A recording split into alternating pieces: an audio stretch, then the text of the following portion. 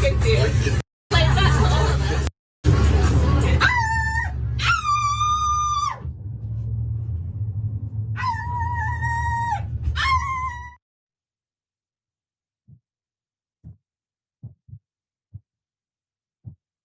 up the picture full mass. You know, when I first saw this video for the first 5 or 10 seconds, I saw that the poor girl. I mean, obviously, there's something else happening here. And then I continued to watch the video and realized, oh, she's making a point that he needs to turn down his headphones. And as she explains thoroughly, in between the howling, this is her response to him not turning down his music. So she decided to make a bigger scene than he ever could have hoped to have made. This strange occurrence allegedly took place on a San Francisco bus. It was shared on X by account Asian Dawn. The summary is this: the woman's high-pitched barking and howling could be heard over the man's music. And one man appeared to have had enough and moved to the front of the bus. As the man listening to music said, "Get the F out of my ear, B word." The woman responded, "What are you going to do, beat me up?" After the man asked her what she was doing, she asked the man the same question and continued to bark. The incident sparked a debate on social media about personal space and noise in public.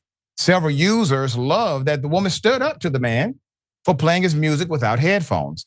However, many others were more annoyed by her loud, high-pitched barking and replied that she got into his personal space. Another user even noted that the woman was potentially creating a dangerous situation, tormenting the man.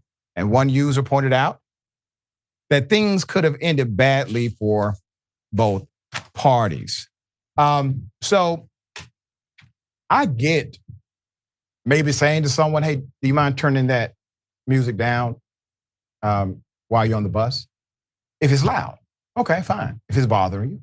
And if they refuse to, and maybe if you ask nice, they do. But if they refuse to, maybe you move to the front of the bus like the other guy did. And then the howling, okay. You kind of have I guess, somewhat of a personal right to talk to yourself and be loud. He's playing music. I give you that on a certain day of the week.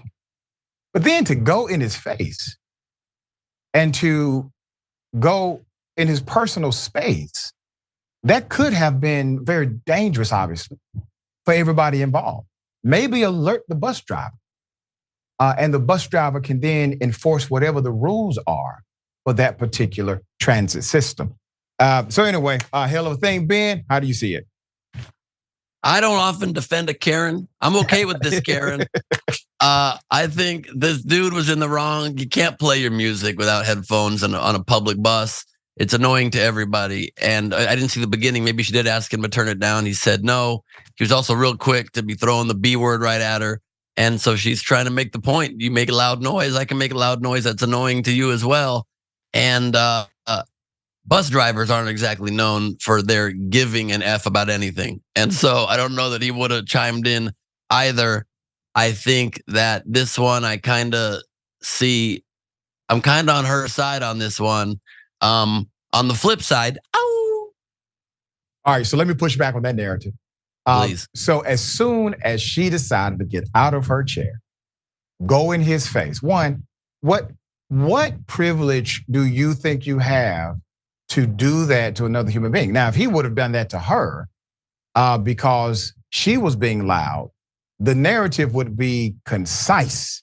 Like, dude, you have no right to ever approach a human being who's just talking or playing music in a way where physical violence could have been interpreted. Now, if he would have interpreted your aggressive action toward me and getting in my physical space, warranted a physical response, even if he pushed her, I think this would be a different story. So I understand the point. I do understand the point about, her doing the howling thing, and that was annoying. If he would have decided to go in her face because of that, I would be squarely against that, because She has a right, like he does, I guess, to play music or to sing music or howl it.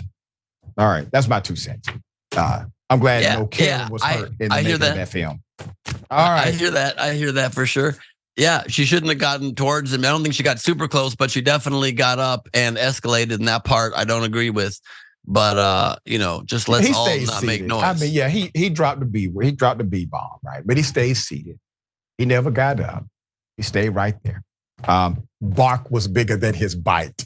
No pun intended. Ben, I just made that one up. I know I'm not a comedian like you, Ben, but I just came up with that. Okay. That was good. Right. That was a pun, a rough pun, if you will. Okay, I like that. All right. It's a category for it.